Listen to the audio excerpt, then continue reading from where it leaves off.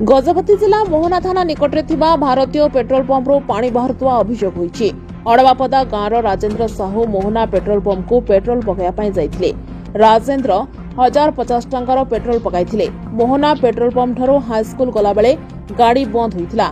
Garage को जिबारो राजेन्द्र को गाड़ी रू प्राय 6 लिटर पानी बाहरिथिला।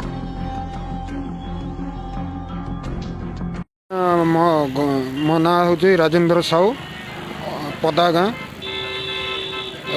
मेडिकल आसलु तेल पकईको जस्ट तेल पकईको टांकी गलु 1050 टकर तेल पकईलु मोहना टांकी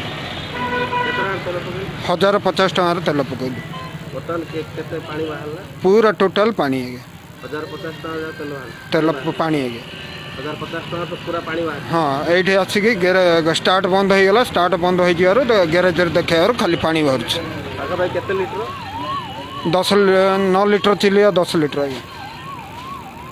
ए विषय को नहीं मोहना भारत पेट्रोलियम अधिकारी को पचारिबारु से कहिसंती आमर किछि असुविधा नाही। एने उच्चस्तरीय तदंत पई दाबी करिसंती अंचलवासी। पूर्वरु एमिति बहुबार होइतिबा अंचल रे चर्चा हेउछि।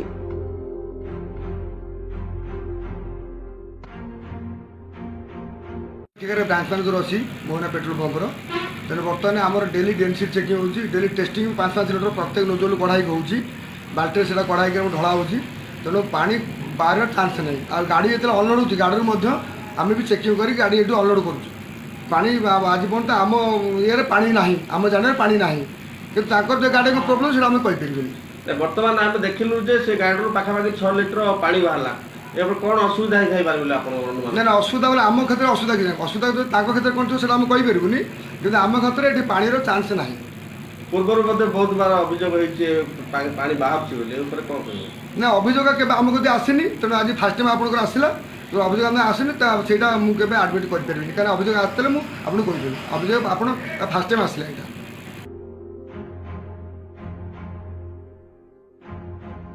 मोहनारू जितेंद्र कुमार बेहरा का रिपोर्ट प्रतीक्षा न्यूज।